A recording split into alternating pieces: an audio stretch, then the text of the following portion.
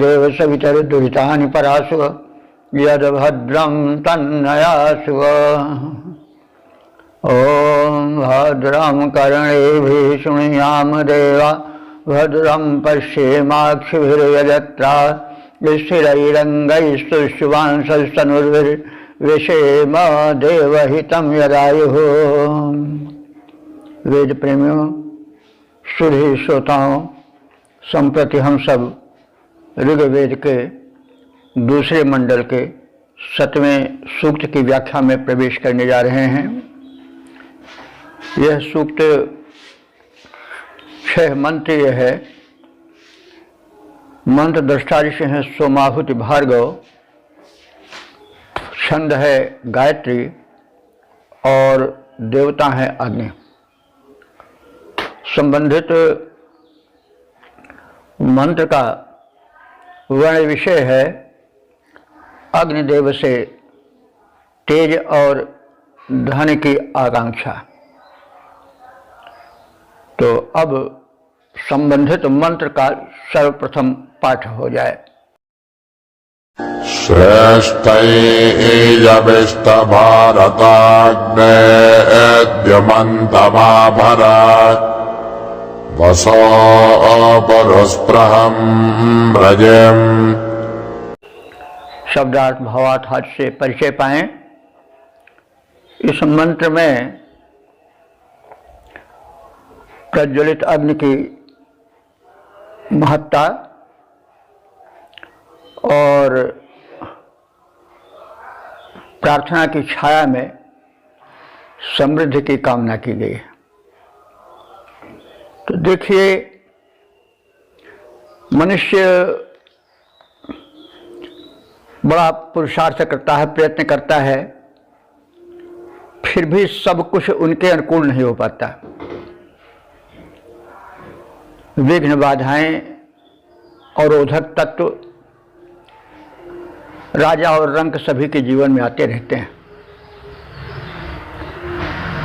चाहते हुए भी वो तमाम कर्म शक्ति होते हुए भी कभी कभी नहीं संपन्न कर पाता है। इसलिए एक दैवी शक्ति की ओर उसका ध्यान जाना आवश्यक है। अब वो दैवी शक्ति कहाँ है, कहाँ छिपा है, क्या नाम है, क्या रूप है, इसका तो निर्धारण कोई अभी नहीं कर सका है। हाँ, मान्य पुरुषों ने जो प्रारूप स्थित कर दिया, सामान्य, उसके आधार पर एक परम शक्ति की अथवा अनेक शक्तियों की कल्पना करते हैं। तो वैदिक ऋषि का आदि चिंतन विभिन्न शक्तियों को इस ब्रह्मांड के पीछे सक्रिय देखा और एक व्यवस्थित क्रम देख करके, जिसको ऋषियों ने ऋत कहा, उसने भिन्न भिन्न शक्तियों की परिकल्पना की अथवा अनुभूति किया। कहीं इंद्र कहा, कहीं वरुण कहा, कहीं यम कहा, कहीं अग्नि कहा। अब बाद में यह क्रम चलता रहा, कभी राम में आया, कभी कृष्ण में आया, कहीं गौतम में आया, कहीं और फिर देश के बाहर अल्लाह खुदा के रूप में आया, जीसस अथवा गॉड आदि के रूप में आया। है तत्व एक ही, नाम बदल जाने से रूप और गुण में परिवर्तन नहीं होता। तो ऋषि ने अग्नि की व्यापकता देखी और अनुभव किया कि यह एक दिव्य देवता है जो सजीव है, चेतन है। सृष्टि के संचालन में, जीवन में उसकी बड़ी महत्ता है। अग्नि की लपटें जो हैं वो तो उसके के बाहरी रूप हैं। जिस अग्नि को हम देखते हैं है तो अग्नि ही, लेकिन उसके पीछे एक सजीव सत्ता और चेतन सत्ता कार्य कर रही है, उसी की परछाई है भौतिक अग्नि। इस बात को समझ करके, देवता के स्वरूप को समझकर, उसकी हृदय में सुस्पष्ट अवधारणा यानी क्लियर कॉन्सेप्शन रख करके जब हम मंत्रों के अर्थ जगत में प्रवेश करेंगे तो हमें पता चलेगा कि कितनी सूक्ष्म दृष्टि थी हमारे ऋषियों की, और उन्होंने कितनी स्पष्ट अभिव्यक्ति और अनुभूति लोकहित में और संसार हित में की है। तो यहाँ अग्नि देवता जो कि परमात्मा का प्रकाशमय रूप है, उसकी छाया है, उससे निवेदन किया जा रहा है। निवेदन आवश्यक होता है, प्रार्थना आवश्यक होती है। कहीं कोई मंदिर में बैठ करके पाषाण मूर्ति के आगे उसमें ईश्वर की स्थापना करके प्रार्थना करता है। कोई एक घरौंदा ऐसा बना करके मस्जिद, वो भी एक रूप है, भले उसको आप मूर्ति न कहें लेकिन एक आकार उसको दिया गया, तो इसलिए उसको लोग एक विशेष उस परम शक्ति का स्थान मान लेते हैं। गिरजाघर है, गुरुद्वारा है, सबके पीछे यही बात है, शक्ति तो एक है। रूप और चिंतन से उनका स्वरूप बदल जाता है। तो इस दृष्टि से हम अर्थ को देखें तो अग्नि तो प्रत्यक्ष देवता है और उनकी अनुभूति हम विभिन्न क्षेत्रों में करते हैं। तो इस मंत्र में अग्नि की महत्ता का कथन है और उसकी छाया में समृद्धि की कामना है, क्योंकि जीवन समृद्ध रहेगा तभी सुख भी रहेगा। विपन्न जीवन जीवन नहीं है। तो अब हम शब्दार्थ की ओर चलें। हे यविष्ठ अग्ने, यविष्ठ कहते हैं तरुण तम को, युवक तम है यानी पूर्ण प्रज्वलित। तो जो तरुणतम होगा बलिष्ठ भी होगा, बलशाली भी होगा। तो हे यविष्ठ तरुणतम बल संपन्न अग्नि देवता, तुम भारत हो, भारत वसो। अब भारत का अर्थ क्या होगा भाई? भारत शब्द तो बड़ा प्रचलित है। यह भरत से भारत बना है। भरत माने भरण पोषण करने वाला, उसी से प्रत्यय लगा करके भारत बना दिया गया। तो जो भरण पोषण करे वो भारत है। मानस में तुलसीदास जी ने कहा भी है कि विश्व भरण पोषण कर जोई, ताकर नाम भरत अस होई। तो जो पोषण प्रदान करता है विश्व को वो भरत है और उसी से उसी का रूप भारत है। तो अग्नि का यहाँ पर विशेषण रूप में संबोधन का प्रयोग है। भारत यहाँ पर देश मानने की आवश्यकता नहीं है। हे भारत यानी हे भरण पोषण करता अग्नि देवता, तुम वसो। वसो माने क्या हो? आश्रय देने वाले हो। वस माने निवास भी होता, वस से वास बना है, वास स्थल।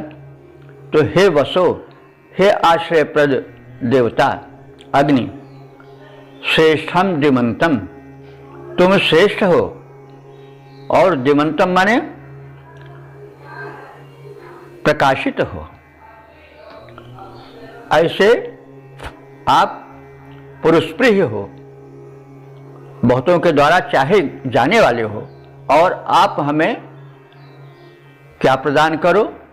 रईम, रईम माने समृद्धि, आभर माने भरपूर दो। लेकिन वो समृद्धि कैसी हो? पुरुष प्रियम, जो अधिकाधिक लोगों द्वारा चाही जाए और प्रशंसनीय हो। यह न कहें कि कहाँ का लूट खसोट का धन भरे हुए। तो वो जो समृद्धि हमको मिले वो पुरुष प्रेम बहुतों के द्वारा प्रशंसनीय हो कि वाह भाई, अच्छा समृद्धि अच्छी प्राप्त की इसने अपने पुरुषार्थ से। तो संकेत है कि आपकी समृद्धि जो हो वो पवित्र भावना से, पवित्र प्रयत्न से, पवित्रता पूर्वक, श्रम पूर्वक अर्जित की गई हो। तो वह धन जो है वही पवित्र धन होता है और वही बरकत बनता है। नहीं तो कहा जाता है धन की रखवाली नाग करते हैं, सांप करते हैं, ये धन डस खाता है। जहर और अनुचित धन दोनों बराबर है। धन यदि सता करके अनित पूर्वक अर्जित किया गया है तो उसको सर्प समझिए, जब तक चल रहा है नहीं, डस लेगा तो फिर एक ही आदमी के नहीं परिवार को खत्म कर देगा। तो इसीलिए पुरुष प्रिय लगाया गया है कि वो धन जिसकी प्रशंसा व्यापक रूप से होती रहे, ऐसे रई को, धन को, समृद्धि को हे देवता हमें प्रदान करो। तो इसका एक सपाट अर्थ देख ले। हे अत्यंत बलशाली तरुणतम अग्नि देवता, तुम सबके पालक और आश्रयदाता हो, अतः उत्तम, तेजस्वी और बहुतों द्वारा अस्पृहणीय, प्रशंसनीय प्रिय धन समृद्धि हमें पर्याप्त मात्रा में प्रदान करो, ताकि हम समर्थ रहें, पर्याप्त समर्थ रहें और पर्याप्त रूप से लोकहित कर सकें और अपने मानव जीवन को धन्य बना सकें। अब इसके छंदोबद्ध रूप पर ध्यान दें। बलि तरुणतम आश्रय दाता पावक इतना ध्यान धरो, बलि तरुणतम आश्रय दाता पावक इतना ध्यान धरो, उत्तम ओजस्वी स्पृहणीय धन, उत्तम ओजस्वी स्पृहणीय धन हमको प्रचुर प्रदान करो, हमको प्रचुर प्रदान करो। ओम वेद प्रेमियों, सुधी श्रोताओं, संप्रति हम सब ऋग्वेद के दूसरे मंडल के 7वें सूक्त के दूसरे मंत्र की व्याख्या में प्रवेश करने जा रहे हैं। यह जो सूक्त है या मंत्र है वो गायत्री छंद में निबद्ध है। मंत्र दृष्टादि से हैं सोमाहुति भार्गव और देवता हैं अग्नि। संबंधित मंत्र का शीर्षक है दुष्टों की अधीनता में हमें न रहना पड़े। अब संबंधित मंत्र का सर्वप्रथम पाठ हो जाए। मानो अरादिरेषत देवस्य मर्त्यस्य च पर्षितस्य उतद्विषः। शब्दार्थ भावार्थ आज से परिचय प्राप्त करें। मंत्र बड़ा मार्मिक है। जीवन में सब कुछ हो लेकिन अगर दुष्ट की संगत पड़ गई तो फिर जीवन नरक हो जाता है। महात्मा गोस्वामी जी ने भी कहा है कि बरु भल बास नरक करताता, दुष्ट संग जनि देह विधाता। नरक में डाल दो, वहां की यातना हमको सहन करने में कष्ट नहीं होगा, लेकिन दुष्टों का साथ न दो। दुष्ट संगति बड़ी कष्टकर है। दुष्ट के साथ रहना और सांप के साथ रहना बराबर है। ऋषि ने इस सत्य को, अनुभूत सत्य को समझा, इसकी सर्वकालिक परिस्थिति वर्तमानत्व को जाना और अपने लिए, समाज के लिए और भविष्य के लिए लोगों को सावधान किया कि वे अपने आराध्य से प्रार्थना करें कि सब कुछ दें, उसके साथ साथ यह भी दें कि हम पर दुष्ट लोग हुकूमत न कर सकें, शासन न कर सकें। तो यही भाव इस मंत्र में मुख्य है। अग्नि देवता से जो परमात्मा के तेजो में रूप हैं, चेतन हैं, उनसे प्रार्थना की जा रही है। अग्नि, हे अग्निदेव। अग्नि का शाब्दिक होता जो अग्रगण्य हित में आगे रहे वही अग्नि है। हे प्रकाशक, हित में अग्रगण्य अग्निदेव, हम तुमसे प्रार्थना कर रहे हैं कि वे लोग जो कि देवस्य मर्तस्य चा, जो देवताओं के दिव्य गुणधारियों के शत्रु हैं, द्रोही हैं, और जो मर्तस्य मनुष्य के द्रोही हैं, यानी मानवता के और देवत्व के जो द्रोही हैं अपने कुटिल कर्मों के कारण,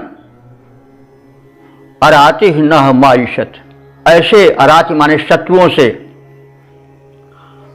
हमें बचाओ। न मा ईशत, न माने हम पर, माँ माने मत, ईशत माने शासन करना, वो हम पर ईशत तो अपनी धाक न जमा पावे, हम पर वे शासन हुकूमत न कर पावे, ये कृपा करो। उत माने और, तस्याह द्विशः पर्षि, और एक चीज ये करो कि अगर संभव हो तो द्विशः पर्षि, ऐसे दुष्टों को, ऐसे शत्रुओं को मार भगाओ और उनसे हमारी रक्षा करो। तो हे अग्निदेव, जो देवता और मनुष्यों के शत्रु हैं, मानवता के शत्रु हैं, ऐसे दुष्टों से हे प्रभु हमारी रक्षा करो। वे हम पर शासन या हुकूमत तो कभी कर ही न सके।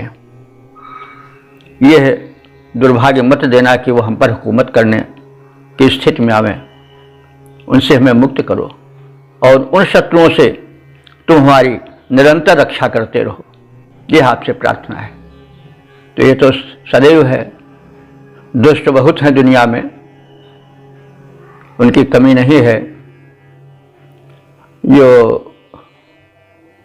विष जितना तीव्र होता है उतनी तीव्रता पृथ्वी पर अभी तक कोई पदार्थ नहीं मिला कि अच्छा से अच्छा हो, उतनी तीव्रता उसमें है। पोटेशियम साइनाइड वगैरह हम जीभ पर धरें, बोलने को अवसर नहीं मिलता है, इतना तीव्र होता है। लेकिन ऐसा कोई पदार्थ अभी तक नहीं प्राप्त हो सका जिसके कि स्पर्श करते ही जीवन लहलहा उठे, यौवन आ जाए। तो तुलसीदास जी ने शिव करके कहा है कि सुनिय सुधा देखिए गरल, सब करतूति कराल, जहां तहां काक उलूक बक, मानस सुकृत मराल। अमृत कोई ऐसी वस्तु है जो कि पी लिया जाए तो मृत्यु आएगी ही नहीं। तो यह बात, यह शब्द तो प्रचलित है बहुत, लेकिन कहीं दिखाई नहीं पड़ता। लेकिन सुनिए सुधा देखिए गरल, लेकिन विष तो स्पष्ट दिखाई पड़ता है कि मुख में रखिए नहीं कि बोलने का अवसर नहीं मिलेगा, तत्काल बेहोशी और फिर मृत्यु हो जाएगी। तो सुनिए सुधा देखिए गरल, सब कर तूति कराल, और जहां तहां काक उल्लूक बक, कौवा उल्लू बगले तो जगह जगह है। कौवा दुष्ट होता है, अपवित्र कर देता है, बात चालाक और वो होता है, धूर्त होता है। जहां तहां काक उलूक, उल्लू, और बक माने बगुले जो छली कपटे होते हैं, ये तो जहां देखो वहीं मिल जाएंगे चारों ओर।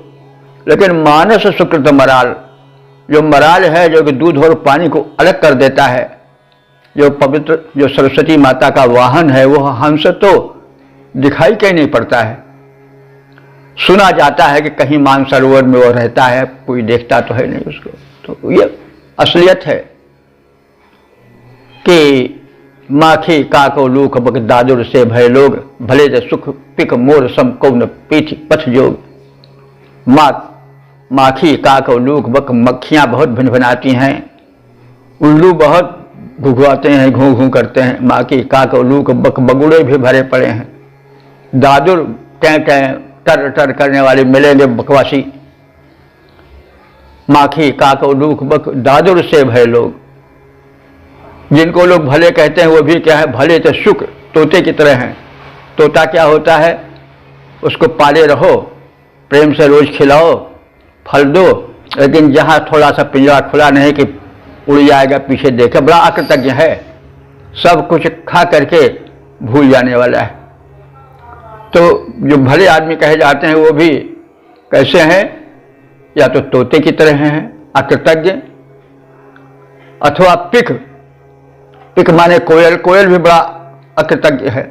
मादा कोयल के विषय में आप सब जानते हैं कि वो अंडा नहीं सेती है, अपने अंडे को कौवे के झोंझ में रखाती है, कौवे के स्थान पर रखाती है। तो जो कौवी है वो उसको सेती है और उसके बाद जहां उसके पंख जमे तहां उड़ जाता है वो कोयल, और भूल जाता है कि किसने हमारा पालन पोषण किया है। अब बड़ा कृतज्ञ है। कोयल को लोग अच्छा कहते हैं, तो कह रहे हैं जब जिसको आप भला कहते हो वो तो या तो अकृतज्ञ तोता है या अकृतज्ञ कोयल है। तो भले तो सुख पिक और मोर सम अथवा मुरैले हैं। मोर बड़े अच्छे लगते हैं, बोले तो मधुर बचन जिमि मोरा, लेकिन करनी उनकी क्या है कि फाज खाट है, उर विषव कठोरा, लेकिन उरग सांप को, उस कठोर सांप जहरीले सांपों को फाड़ फाड़ करके खाता है, इतना भयंकर है। तो बोलता तो बड़ा मीठा है, म्याऊं म्याऊं क्यों क्यों करके बोलता है, लेकिन करनी क्या है, यह करनी वह बानी। बानी तो बड़ी अच्छी है लेकिन करनी बड़ी विषम है। तो भाई यह संसार, इससे सब हार गए हैं। तो बस यही है कि संसार ही ऐसा है, इसमें घबराओ नहीं, क्या करोगे। ऐसे ही लोग हैं, सावधान रहो अवश्य। तो ये सब संतों ने, विचारकों ने अपने मत प्रकट किए हैं। बधिक क्या कहा जाए, थोड़े हुमह जानी है सयाने, आप सब थोड़े में बहुत समझ लेने वाले हैं। तो कहा जा रहा है कि हम पर जो मानवता के शत्रु हैं, दुष्ट हैं, वो हुकूमत न जमा पावे, और वे अगर हो सके तो हे भगवान ऐसे दुष्टों को आप इस संसार में न रहने दो, उनसे हमारी रक्षा करो। हे अग्निदेव, जो देवता और मनुष्य के शत्रु हैं, अर्थात ऐसे लोग जो मानवत्व और देवत्व को समाप्त करना चाहते हैं, ऐसे दुष्ट हम पर हुकूमत कभी न कर पावें, शासन हम पर न कर पावें, और यदि हो सके तो उन शत्रुओं को दूर कर दो, समाप्त कर दो, और उनसे हमारी रक्षा करते रहो। पद रूपांतरण है, जो सुरत्व मनुजत्व उभय के शत्रु परम दुखकारी, वे हम पर कर सके न शासन, विनती सुनो हमारी। ओम वेद प्रेम सुधी श्रोताओं, संप्रति हम सब ऋग्वेद के दूसरे मंडल के 7वें सूक्त के तीसरे मंत्र की व्याख्या में प्रवेश करने जा रहे हैं। यह मंत्र जो है वो गायत्री नामक छंद में निबद्ध है। मंत्र दृष्टा ऋषि हैं सोमाहुति भार्गव और देवता हैं अग्नि। संबंधित मंत्र का शीर्षक है दुष्टों के प्रभाव को नष्ट करने की शक्ति प्राप्त हो, एतद विषय प्रार्थना। अब संबंधित मंत्र का सर्वप्रथम पाठ हो गया। विश्वा उदत्वजा वयं धारा उदन्या इव अतिगाहे महिद्विषाः। ओम शब्दार्थ भावार्थ से परिचय प्राप्त करें। संबंधित मंत्र में ऋषि ने प्रार्थना की है अग्निदेवता से कि जो विरोधी हैं, दुष्ट हैं, हमसे शत्रुभाव अकारण रखते हैं, वे हमारी राह न रोक पावें, हमारे प्रगति में बाधक न हो सकें। तो अग्नि, हे अग्निदेव, परम प्रकाशक देव, त्वया, तेरे द्वारा, तेरी कृपा से कुछ ऐसा जीवन मिले कि वह उदन्याह धारायु, उदन्याह कहते हैं प्रबल प्रवाहित धारा की तरह हो। जैसे प्रबल प्रवाहित धारा जब चलती है तो पर्वत खंड चूर चूर हो जाते हैं और उस धारा को रोक नहीं पाते हैं, वो धारा सरिता रूप में धरातल पर आ जाती है। तो पाषाण खंड के रूप में जो अवरोध हैं, विघ्न हैं, वे हमारा कुछ बिगाड़ न सकें, हमारी राह न रोक सकें, हमारे प्रगति में बाधक न बन सकें। कैसे? उदन्याह धारायु, जैसे प्रबल जल की धारा होती है। वयम विश्वाह दिशा, वयम हम सब विश्वास दिशा माने संपूर्ण द्वेषियों को, शत्रुओं को, उत माने और अति गाहे मह लांघ जाए, यानी वे हमारी राह न रोक सकें, हम उनसे आगे बढ़ जाएं। तो हे अग्निदेव, जिस प्रकार जल की प्रबल धारा बड़े बड़े शिलाखंडों के अवरोध को पार कर आगे बढ़ती चली जाती है, उसी प्रकार हम संपूर्ण अवरोधों को, द्वेषी शत्रुओं को पिछाड़ते हुए उनसे सुरक्षित रह करके आगे बढ़ते चले जाएं। वे हमारी प्रगति में बाधक न हो सकें, हमें आगे बढ़ने से रोक न पाएं। इसका पद्य रूपांतरण देखें।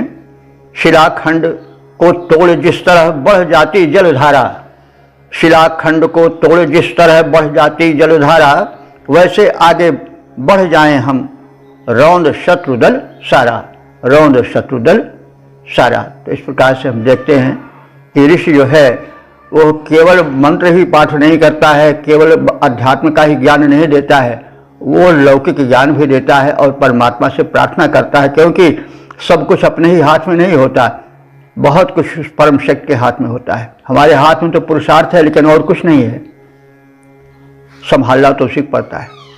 तो इस तरह से हम वेद के मंत्रों में गूढ़ छिपे हुए संदेश को समझें। यह मत समझें कि बस दुनिया में कोई दुष्ट रहेगा ही नहीं, हमारी राह कोई रोकने वाला होगा ही नहीं। यह अगर हम समझते हैं तो हमारी भूल है। मिलेंगे जगह जगह पर हमारे शत्रु, हमें कष्ट पहुंचाने वाले, हमें दबा देने वाले, हमें रौंद देने वाले मिलेंगे। ठीक है, हम कहाँ तक सबका सामना करें अकेले, लेकिन हे भगवान आप हमें बल दो, हमें अध्यात्म बल दो, शक्ति दो, तेज दो, ताकि वे हमारा कुछ बिगाड़ न सके, हम निरंतर उनको रोनते हुए आगे बढ़ जाएं। तो यह है प्रशस्त भावना इस मंत्र में प्रतिपादित है। ओम वेद प्रेमियों, सुधी श्रोताओं, संप्रति हम सब ऋग्वेद के दूसरे मंडल के 7वें सूक्त के 4थे मंत्र की व्याख्या में प्रवेश करने जा रहे हैं। यह मंत्र जो है वह गायत्री नामक छंद में निबद्ध है। मंत्र दृष्टा ऋषि हैं सोमाहुति भार्गव, छंद है गायत्री और देवता हैं अग्नि। संबंधित विषय का शीर्षक है घृताहुति से वृद्धि पाने वाले अग्निदेव। अब संबंधित मंत्र का सर्वप्रथम पाठ हो जाए। शुचिः पावकवन्द्योऽग्ने बृहद्भिरोचसे त्वं घृतेभिराहुतः। शब्दार्थ भावार्थ से परिचय प्राप्त करें। तो प्रस्तुत मंत्र में अग्नि की महत्ता बताई गई है और उन्हें हम प्रदीप्त रखें और इसके लिए हमें बल मिले, यह प्रार्थना प्रस्तुत की गई। ऋषि ने पहले कहा कि भाई देखो, अगर तुम यह सोचो कि दुनिया तुम्हारे अनुकूल रहेगी, यह तो बड़ा मुश्किल है। संसार की बनावट ही ऐसी है कि अगर एक फूल है तो उसके पीछे कांटे भी तमाम रहते हैं। तो नतोन्नत जो ये भूमि ही है, कहीं ऊंचे ऊंचे पर्वत हैं तो कहीं गहरा सागर है।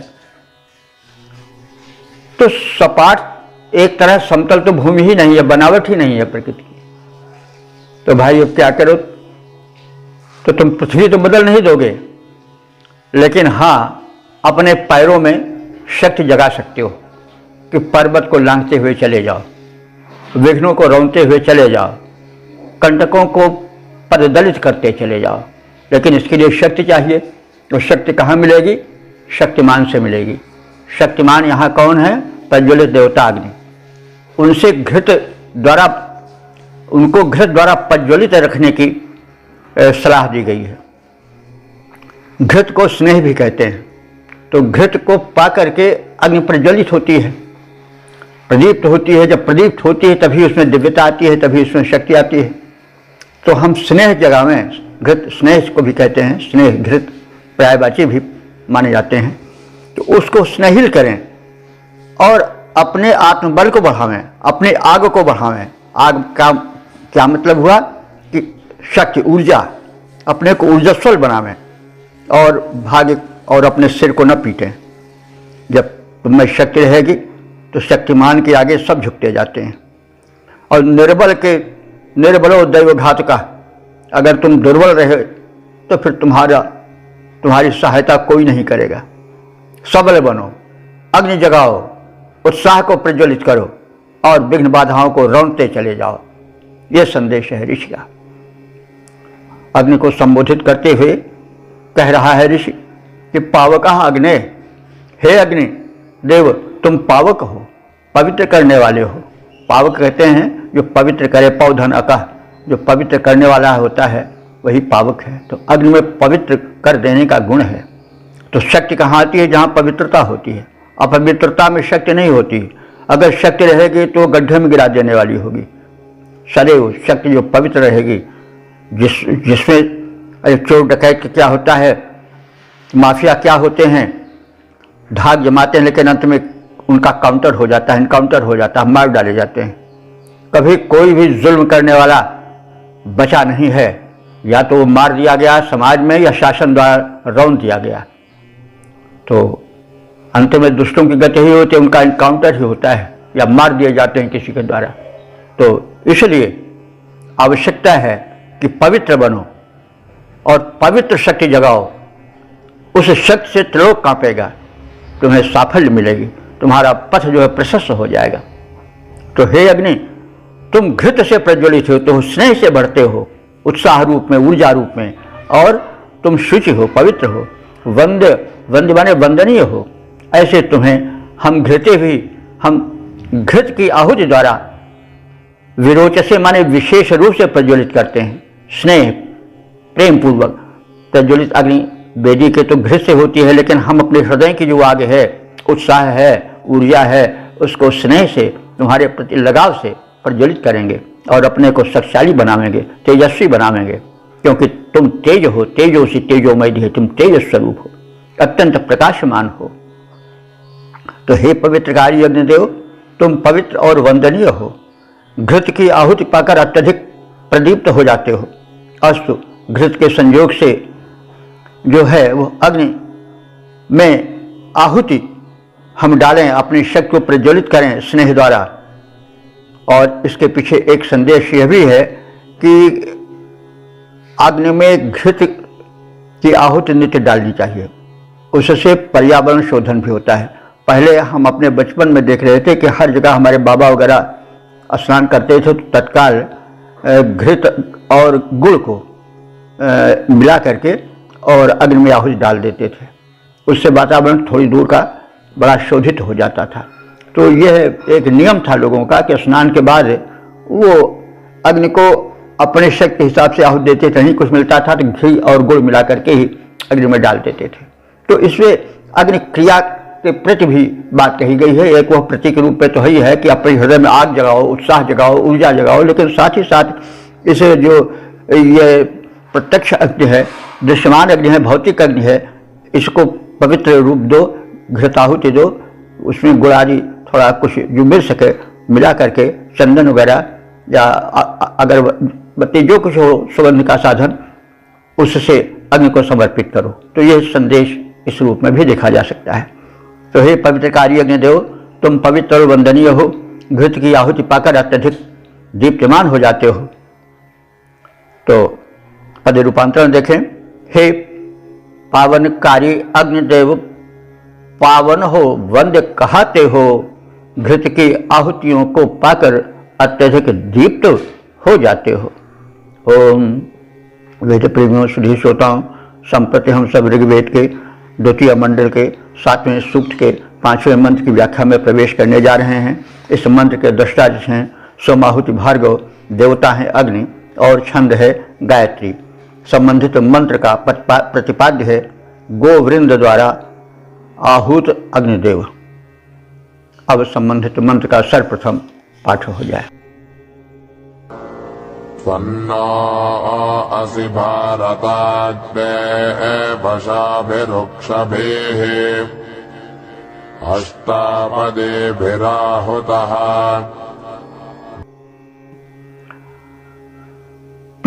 शब्दार्थ भावार्थात से परिचय प्राप्त करें तो अग्नि की लोकप्रियता का इसमें प्रतिपादन है। पशुवृंद में विशेष करके गायें भी अग्नि से प्रेम रखती हैं, क्योंकि अग्नि से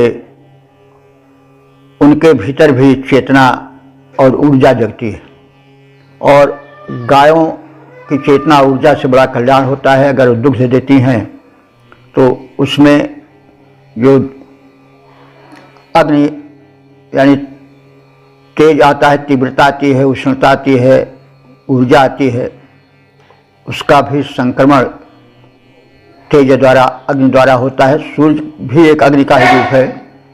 और जब धूप, वे गायें जो धूप खाती हैं और धूप में टहलती हैं तो उनमें जो विटामिन है वो सूर्य की किरणों से उतर जाता है, संक्रमित हो जाता है। तो अग्नि और सूर्य सब एक ही तत्व हैं। अग्नि का ही तो बृहद गोला सूर्य है। तो कुछ उसी से जोड़ करके हमें अर्थ देखना पड़ेगा, तभी अर्थ की जो वो संगति है पूरी समझ में आवेगी, बैठेगी। तो अग्नि और सूर्य आवश्यकता अनुसार एक मान करके लिखे जा सकते हैं। तो अग्नि के साथ साथ सूर्य की किरणों में जो ऊष्मा होती है, तेजी होती है, वो ज़्यादा यहाँ उपयुक्त बैठती है। शब्दार्थ से अर्थ जगत में प्रवेश करें। भारत अग्नि। अब देखिए, भारत शब्द फिर यहाँ आया। यहाँ भारत देश से मतलब नहीं है। जब वेद की ऋचाएँ लिखी गई तो भरत नाम के कोई राजा थे ही नहीं, तो बहुत बात कहें तो भारत शब्द भारत भ्री धातु से संपन्न हुआ है। तो भरण पोषण करने वाला भरत है और उसी से भारत है। तो अग्नि का ये विशेषण है, संबोधन है, भारत अग्नि, हे भरण पोषण करने वाले अग्निदेव। तुम नह वशा भी उक्ष भी अष्टपदी भी। तुम नह माने हमारे, वशा भी माने, वशा कहते हैं बंध्या गाय को। तो हमारी बंध्या गायों द्वारा भी, और उक्ष भी, उक्ष कहते हैं बैल को, वृषभ को, और हमारे वृषभों द्वारा भी। अष्टपदी भी माने 8 पैरों वाली द्वारा। तो 8 पैरों वाली से मतलब यहाँ है गर्भिणी गाय द्वारा। अब ये 8 पद गर्भिणी कैसे? क्योंकि 4 पैर तो जो गाय होती है उसके होते ही हैं, और जब उसके पेट में बच्चा हो जाता है, बछड़ा आ जाता है, तो 4 पैर बछड़े के हो जाते हैं, तब उसको वहाँ अष्टपदी हो गई, 8 पैरों वाली हो गई। तो इसलिए यहाँ अष्टपदी कहा गया है। अष्टपदी माने 8 पैर वाली गायों द्वारा। तो गाय तो 8 पैर की होती नहीं है, लेकिन जब गर्भिणी हो जाएगी तो सब मिला करके 8 पैर उसके हो जाते हैं।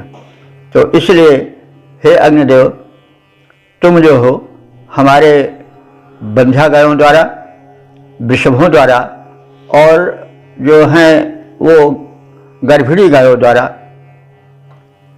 चाहे जा रहे हो, वे भी तुम्हारी अनुकंपा चाहती हैं।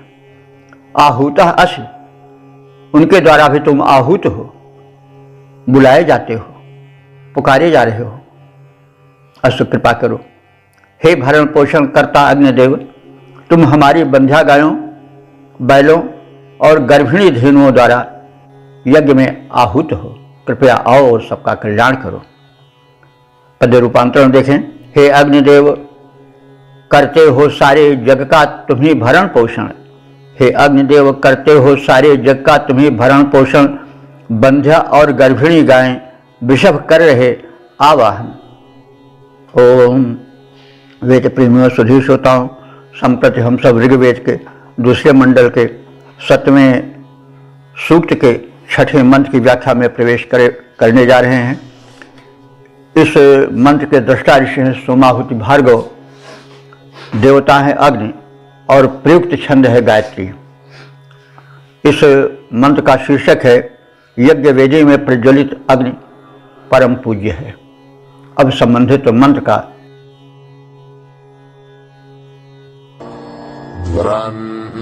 सर्पिरा स्वतः प्रत्नः तावरेण्यः सहसस्पुत्र अद्भुतः। शब्दार्थ भावार्थात से परिचय प्राप्त करें। इस मंत्र में कहा गया है कि यूँ तो सभी अग्नियां महत्वपूर्ण हैं, अग्नियों की विविध कोटियां हैं, आप सब जानते हैं, लेकिन जो अग्नि यज्ञ वेदी में प्रज्वलित होता है वो विशेष पूज्य होता है, क्योंकि जो अग्नि यज्ञ वेदी में रहता है उसको हम सिर झुकाते हैं, और अग्नि जलती है तो हम अपने पैर भी कभी उठा देते हैं, सेकने लगते हैं ठंडी के दिनों में, और भी तमाम ऐसे कार्य करते हैं जो नहीं कहने चाहिए अग्नि से। उसमें तमाम गलत चीज़ें भी पकाई जाती हैं, उनके माध्यम से जलाई जाती हैं। तो वे सब अग्नि हैं, अपने अपने उनके उपयोग हैं, लेकिन जो परम पवित्र और पूजनीय अस्पृहणीय अग्नि है वो यज्ञाग्नि ही है। तो यूँ तो सभी अग्नियाँ महत्वपूर्ण हैं।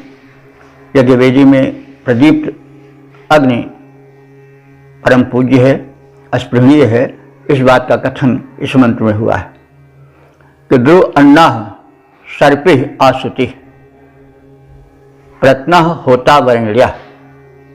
तो ध्रुव अन्ना माने जिस वेदी की अग्नि का, यज्ञ वेदी की अग्नि का जो अन्न है, भोज्य पदार्थ है, वो क्या है? समिधा। समिधा कहते हैं काष्ठ को, जिससे अग्नि प्रज्वलित होती है। तो यज्ञ वेदी की अग्नि का जो आहार है वो समिधा है, अन्न, अन्न माने आहार। और क्या उसका आहार है, भोजन है? घृत, सर्पी, सर्प कहते हैं घृत को, घृत उसका भोजन है। और उस घृत द्वारा उसको आसुति माने पूर्ण रूप से सिंचित किया जाता है यज्ञ वेदी में। वह प्रत्नः अग्नि सनातन है, होता है, होता माने जो यज्ञ संपादन करता है वो होता है। तो अग्नि जो है वो यज्ञ का भी संपादन करता है, उसको भी परिपूर्ण करता है। अग्नि प्रज्वलित होती है तभी आहुतियाँ पड़ती हैं, इसलिए वो वरेण्या, वरेण्या माने विशेष पूज्य है, वरण करने योग्य है, क्योंकि वह जो है पवित्र समिधा में, लकड़ी में, काष्ठ में जलाया जाता है। उसमें घृत का सिंचन होता है। वो सनातन काल से होम निष्पादक यानी हवन के पवित्र कार्य को पूरा करने वाला है और श्रेष्ठ है। और सहसः पुत्र, सह कहते हैं बल को, वो बल का पुत्र है। यह कैसे? जो यज्ञाग्नि होती है, यज्ञ वेदी में जलाई जाती है, तो वो यह नहीं कि कहीं से आग ला के उसमें डाल दें, उसके लिए अरणी होती है, एक काष्ठ विशेष होता है जिसमें अग्नि जल्दी प्रज्वलित होती है। तो अरणी का मंथन होता था और उस मंथन में बड़ा बल लगता था। यानी यह नहीं कि ऐसे आज की माचिस की तरह है कि कीली रगड़े नहीं कि तत्काल अग्नि प्रकट हो गई। अरण्य मंथन में कभी कभी घंटों भी लग जाता था। अब उससे मत्ते मत्ते मत्ते मत्ते वो गर्म हो, चिंगी फूटे और वो चिंगी फिर पकड़ ले समिधा को, काष्ठ को, तब तो फिर आगे कार्य चलेगा। तो इसीलिए उसको बल का पुत्र कहा गया है, क्योंकि वो बलपूर्वक घर्षण से, काष्ठ के घर्षण से अरणी जिसको कहते हैं वो अग्नि उत्पन्न होती है, इसलिए उसको बल का पुत्र कहा गया है। तो हे अग्निदेव, तुम बल के पुत्र हो और अद्भुत हो, अतीव रमणीय हो, आश्चर्यजनक हो, इसलिए तुम परम पूज्य हो। इस अग्नि का जो यज्ञ वेदी में विराजमान है, ये परम पवित्र है, सामान्य अग्नियों की अपेक्षा अधिक पूज्य है। इसका भोजन बड़ा पवित्र है, समिधा पवित्र काष्ठ हैं और घृत से इसका सिंचन किया जाता है। घृत भी पवित्र होता है, स्नेहिल होता है। यह सनातन काल से होता रूप में यानी यज्ञ को परिपूर्ण करने वाले पुरोधा के रूप में पूजित होता आया है। अरण्य मंथन के बल से उत्पन्न होने वाला है। ऐसे अग्निदेव परम रमणीय हैं, परम पूज्य हैं, परम अस्पृहणीय हैं। तो पद रूपांतर देखें। घृत से सिंचित इस अग्निदेव का भोजन समिधा बन जाता। घृत से सिंचित इस अग्निदेव का भोजन समिधा बन जाता। यह परम पुरातन होता है, इसलिए बड़ी पूजा पाता। बल से जब अरण्य मथी जाती तब प्रकट यज्ञ में हो जाता। यह बलोत्पन्न होकर प्रदीप्त तब बहुत अधिक शोभा पाता। ओम। वेद प्रेमियों, सुधी श्रोताओं, इस प्रकार से हम सब ने इस मंडल को जाना समझा यथाशक्ति, और चिंतन मनन के लिए आप उस पर और विचार करें। वैदिक भावना का, वैदिक जीवन का, वैदिक मान्यताओं का प्रचार प्रसार हो। हम देख रहे हैं कि वैदिक मंत्र में कितना जीवन है, कितनी ऊर्जा है, कितना लोकहित है। यह किसी एक वर्ग के, एक धर्म के नहीं है, यह वैश्विक धर्म को लेकर चलता है। इसमें मानव मात्र समान है, प्राणी मात्र का हितकारी है ये। तो इस में जैसे पहले निवेदन किया गया है, 6 मंत्र थे, 6 गायत्री छंद में निबद्ध थे। देवता सबके अग्नि और मंत्र दशा सोमाहुति भार्गव हैं। तो इस प्रकार से ये सभी मंत्र व्याख्यायित हो चुके हैं। अब तक जो मंत्र व्याख्यायित हो चुके हैं उनकी कुल संख्या 2077 हो चुकी है। तो अब इस सूत्र का संक्षिप्त सारांश जान लें। सारांश तो प्रकट ही हो गया, अभी सब मंत्र व्याख्यायित हुए हैं। खास तौर से इसमें प्रज्वलित अग्नि की पूजा का विधान है, उसको पवित्र माना गया है। और जो यज्ञवेदी में अग्नि जलाया जाता है वो तत्काल पवित्र और मंगलमय होता है, वातावरण का शोधन करने वाला होता है। इसलिए हमें नित्य ये जो हवन कर्म है यह करना चाहिए। ऋषि का यह संदेश है, सनातन संदेश है। साथ ही साथ जो शुभ कार्य में विघ्न डालने वाले होते हैं उन दुष्टों से बचना चाहिए। एक असुर वर्ग उस समय था जो कि यज्ञ का प्रबल विरोधी था। वो यज्ञ, उसका काम ही था कि यज्ञ जो है वो उसका विध्वंस करो। आप सबको विदित है कि जो दैत्य थे, दानव थे, राक्षस थे, वो सब यज्ञ का विध्वंस करते थे। वो विरोधी थे, वो ताकत तो जरूर थे लेकिन मूर्ख भी थे पक्के। वो कहते रहे होंगे कि अरे बड़े बेवकूफ़ हो, सब घर का अन्न और घी जो खाना पीना चाहिए उसको तुम आग में झोंक रहे हो। अब अपने अपने ख्याल हैं।